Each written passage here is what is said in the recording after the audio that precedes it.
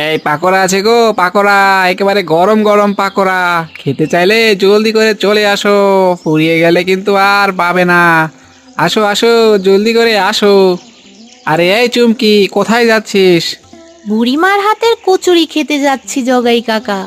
হা হা হা, ওই বুড়িটার হাতের কচুরি খেয়ে পেট খারাপ করতে যাচ্ছিস নাকি চুমকি? আয় আয়, আমার হাতের পাকোড়া খেয়ে যা।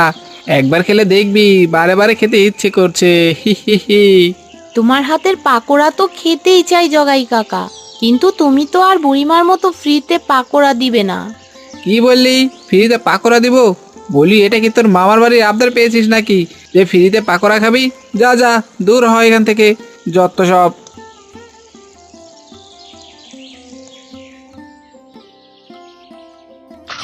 বাহ বুড়িমা, তোমার হাতের কচুরির তুলনা হয় না গো। খেতে যেমন মজা তেমনই সুস্বাদু। আহা, ইচ্ছে করে সবগুলো কচুরি আমি একাই খেয়ে নেই। হা হা হা, কি যে বলিস না কালু, সব তো আর খেতে পারবি না। যতটুকু খেতে পারিস ততটুকুই খা। ও বুড়িমা, সব কচুরি কালুদা খেয়ে ফেললে আমরা কি খাবো গো? আমাদের না খাইয়ে রাখবে নাকি? না রে চুমকি, না খাইয়ে রাখবো কেন? তোরাও তো খাবি। দাঁড়া, তোকেও কচুরি খেতে দিচ্ছি। তো আজ কচুরির বদলে কি এনেছিস? বুড়িমা, আজও কচুরি খেয়ে টাকা দিতে পারবো না, তবে একটা কৃষ্ণনগরের পুতুল এনেছি। বাবা বানিয়েছে, সেখান থেকেই নিয়ে এসেছি। তুমি এই পুতুলটার বিনিময়ে আমাকে কচুরি খেতে দাও। কৃষ্ণনগরের মাটির পুতুল? দে দে, মাটির পুতুল সাজিয়ে রাখতে আমার বেশ ভালো লাগে। আমি মাটির পুতুলের বিনিময়ে তোকে কচুরি খেতে দিচ্ছি।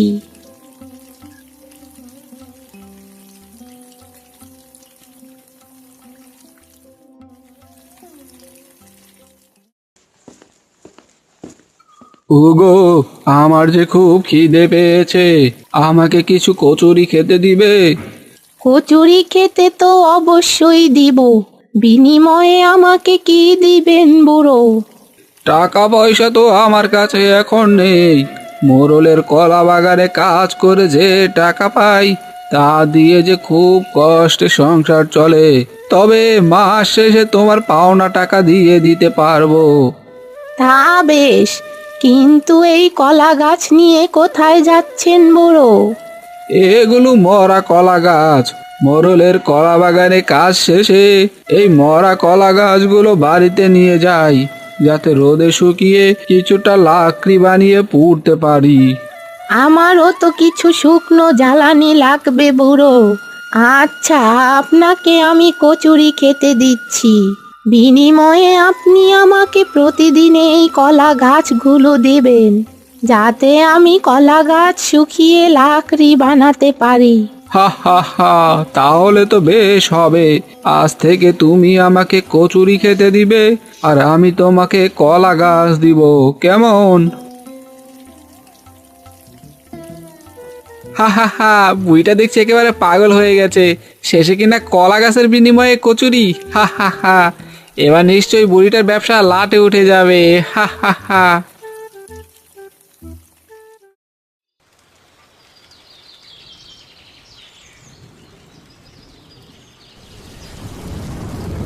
এই রে, আজ দেখছি খুব বৃষ্টি হচ্ছে।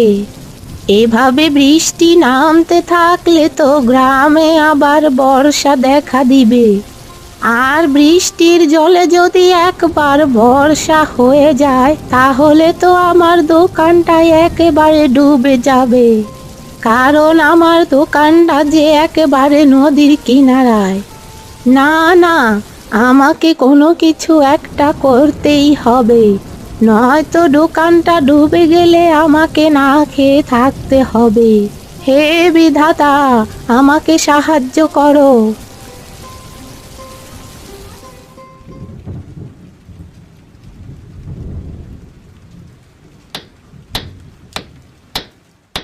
আরে আরে, এসব কি হচ্ছে? বুড়িটা বৃষ্টিতে ভিজে কলা গাছ দিয়ে কি করছে? নিশ্চয় কলা গাছ দিয়ে ভেলা বানাচ্ছে। হা হা হা, বুড়িটার মাথা দেখছি এবার পুরোটাই গেছে। প্রথমে কলা গাছ নিয়ে কচুরি খাওয়াচ্ছে সবাইকে, আর এখন তো দেখছি বৃষ্টিতে ভিজে কলা গাছের ভেলা বানাচ্ছে। হা হা হা। কি গো জগাই কাকা, বৃষ্টির ভেতরে তুমি দাঁত কেলিয়ে হাসতেছো কেন? হাসবো না তো কি করবো রে চুমকি, আশেপাশে পাগল ছাগল থাকলে তো একটু হাসতেই হয় নাকি। হা হা হা। মানে কি সব বলছো তুমি? তোমার আশেপাশে তো তুমি একাই, তাহলে পাগল ছাগল কোথায় পেলে? দেখ চুমকি দেখ, বুড়িমার কাণ্ড কারখানা দেখ। প্রথমে কলা গাছ নিয়ে কচুরি খাওয়াচ্ছে, এখন তো বৃষ্টির ভেতরে ভিজে কলা গাছের ভেলা বানাচ্ছে। বলি কলা গাছের ভেলা বুড়িমা মাথায় দিবে নাকি কাঁধে নিয়ে হাঁটবে? হ্যাঁ, আরে তাই তো, বুড়িমা বৃষ্টির ভেতরে কলা গাছের ভেলা কেন বানাচ্ছে? না না, আমাকে কাছে গিয়ে তো দেখতেই হয়।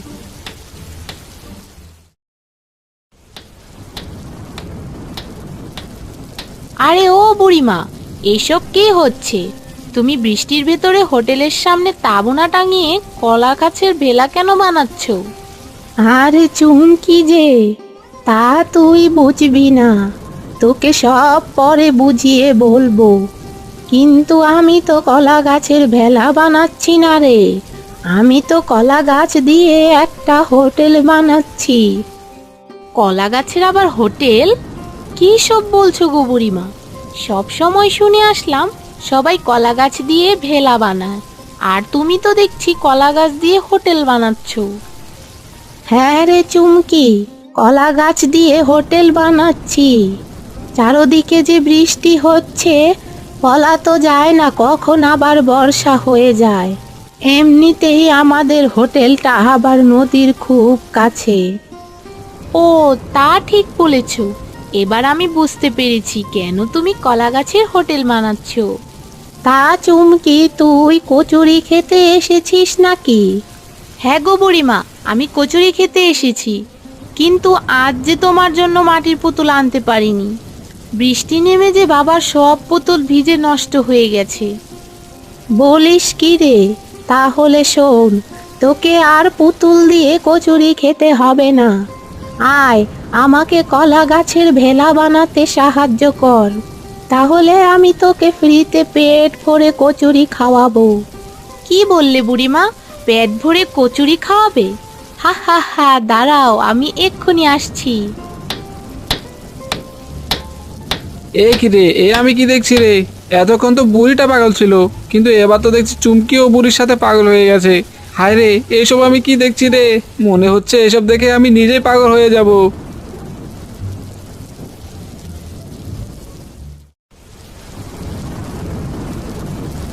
এই রে, আজ বৃষ্টি দেখছি খুব বেড়ে গেছে। এই বৃষ্টির ভেতরে আজ পাকোড়া বিক্রি করব কিভাবে? বেশি বৃষ্টি নামলে তো পাকোড়া কম বিক্রি হয়। ওইদিকে পাগলি বুড়িটা তো কচুরি খুব জমিয়ে বিক্রি করছে। সত্যি বলতে এই বৃষ্টির ভেতরে আমারও কচুরি খেতে খুব ইচ্ছে করছে। না না, অনেক হয়েছে। এবার জলদি করে হোটেলে গিয়ে গরম গরম পাকোড়া ভাজি। গতকালে যে পাকোড়াগুলো রয়ে গেছে, আজ সেগুলোই আবার গরম করে চালিয়ে দেবো। হা হা হা।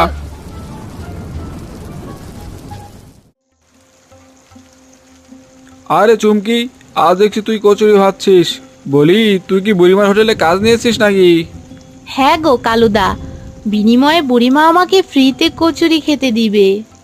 যাক, ভালোই একটা কাজ পেয়েছিস। ভাগ্যিস বুড়িমার কচুরির দোকান ছিল, নয়তো আমরা এত সস্তায় তো কচুরি খেতে পারতাম না।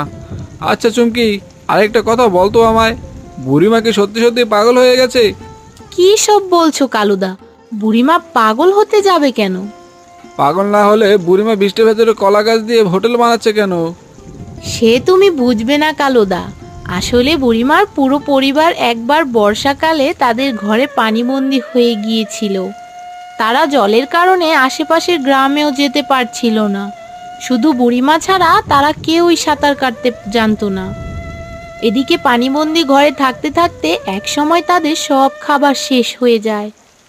বুড়িমা কোনো উপায় না পেয়ে তার স্বামী সন্তানদের ঘরে রেখে সাঁতার কেটে পাশের গ্রামে খাবারের জন্য যায়। সেদিন বুড়িমাকে কেউ খাবার দিয়ে সাহায্য করেনি, তবে একটা কচুরির দোকানদার ছাড়া। সেই কচুরির দোকানদার বুড়িমাকে কিছু কচুরি দেয়। বুড়িমা সেই কচুরি নিয়ে সাঁতার কেটে তার ঘরে পৌঁছায়। কিন্তু ততক্ষণে বুড়িমার স্বামী সন্তান না খেয়ে মারা যায়। এরপর থেকে বুড়িমা এখানে একটা হোটেল খোলে। সবাইকে কম দামে কোনো কিছুর বিনিময়ে এমনকি মাঝে মাঝে ফ্রিতেও কচুরি খাওয়ায়। এসব তুই কি বলছিস চুমকি? তাহলে বুড়িমার জীবনের এত কষ্টের ঘটনা ঘটে গেছে, আর আমি কি না কিছুই না জেনে তাকে পাগল ভাবছি। হায় হায় হায়, আমি যে অনেক বড় পাপ করে ফেলেছি রে। থাক কালুদা, এখন এসব ছাড়ো। বলো তো আমার হাতের কচুরি কেমন হয়েছে? খুব মজা হয়েছে চুমকি, একেবারে বুড়িমার মতো, হা হা হা।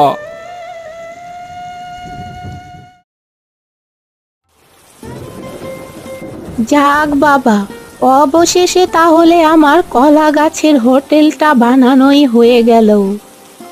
আরে ও বুড়িমা, এটা তুমি কোন ধরনের কলা গাছের ভেলা বানালে? হি হি হি, এ তো ভেলা নয়, দেখতে একেবারে কলা গাছের হোটেলের মতো লাগছে। হি হি হি। আরে থাম জগাই, আমি তো কলা গাছের হোটেলই বানিয়েছি। দেখছিস না কদিন ধরে মুষলধারে বৃষ্টি নামছে। বৃষ্টি নামলেই সবাই ঘর বাড়ি মেরামত করে, আর তুমি তো দেখছি কলা গাছের ভেলা বানিয়ে রেখেছো। ব্যাপারটা কি বুড়িমা? শোন জগাই, বৃষ্টির জন্য কেন কলা গাছের হোটেল বানিয়েছি সেটা সময় হলেই তুই বুঝতে পারবি। এখন আমি যাই, আমার যে অনেক কাজ আছে। হ্যাঁ, যাও যাও, আমিও দেখবো মরুভূমিতে তুমি কি করে কলা গাছের ভেলা ভাসাও। হি হি হি।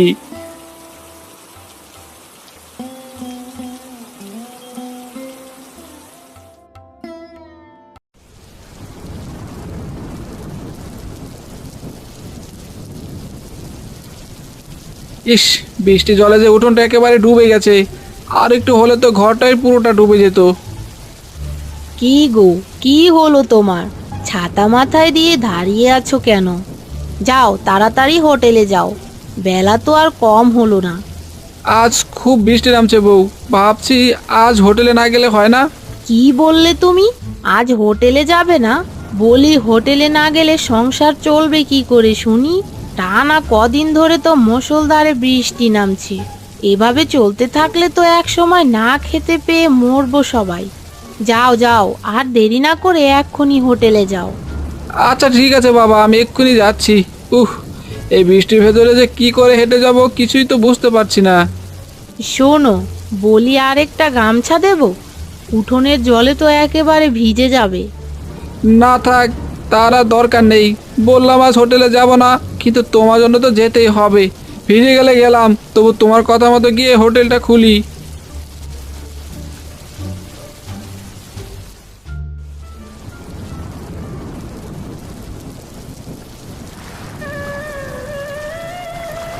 এ কি রে, এ আমি কি দেখছি? আমার হোটেলটা যে একেবারে জলে ডুবে গেছে। হায় হায় হায়, এ আমার কি সর্বনাশ হয়ে গেল রে। আমি এখন কি করে হোটেলের ব্যবসা করব? হোটেলের ব্যবসা করতে না পারলে যে বউ বাচ্চা নিয়ে না খেয়ে মরতে হবে। হে বিধাতা, আমাকে সাহায্য করো। আরে, এ আমি কি দেখছি? বুড়িমার কলা গাছের হোটেলটা দেখছি জলের উপরে ভাসছে। ইস, আমি যদি বুড়িমার মতো এরকম একটা কলা গাছের হোটেল বানাতে পারতাম, তাহলে আমার পাকোড়ার হোটেলটাও কলা গাছের উপরে চালিয়ে নেওয়া যেত। আরে এই জগাই, জলের ভেতরে আর কতক্ষণ দাঁড়িয়ে থাকবি? আয় আমার কলা গাছের হোটেলে আয়। দাঁড়াও বুড়িমা, এখনই আসছি।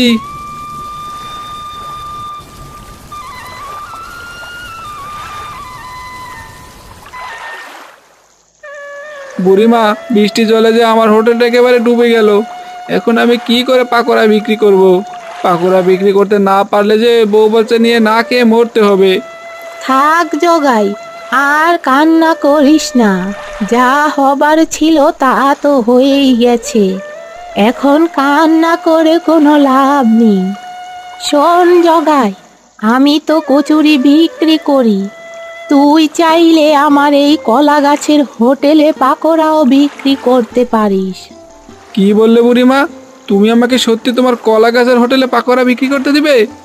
হ্যাঁ গো জগাই কাকা, বুড়িমা তোমাকে সত্যি সত্যি এই কলা গাছের হোটেলে পাকোড়া বিক্রি করতে দিবে। বুড়িমা, তুমি আমাকে ক্ষমা করে দাও। আমি না বুঝে তোমার এই কলা গাছের হোটেল নিয়ে কত হাসি ঠাট্টা করেছি। আসলে আমি বুঝতে পারিনি যে সামান্য বৃষ্টি জল থেকে বর্ষা হয়ে যেতে পারে। শোন জগাই, ফোঁটা ফোঁটা জলও কিন্তু মহাসাগরে পরিণত হয়। তাই কোনো বিষয় নিয়ে আমাদের হাসি ঠাট্টা করা উচিত নয়। আরে ও চুমকি, আমাকে কিছু কচুরি দিতে পারবে? হ্যাঁ গো কালুদা, পারবো। আরে ও জগাইদা, তোমার পাকোড়া আজ ভাজুনি? এই বর্ষার ভেতরে পাকোড়া খেতেও কিন্তু দারুণ লাগে, বুঝলে? চিন্তা করো না কালু, কাল থেকে আমি বুড়িমার সাথে পাকোড়াও বিক্রি করব। আরে বাহ, বলো কি জগাইদা, কচুরির সাথে পাকোড়া পেলে তো একেবারে জমে ক্ষীর হয়ে যাবে। হা হা হা। হ্যাঁ রে কালু, তোদের তো জমিয়ে খিরি খাওয়াবো। হা হা হা।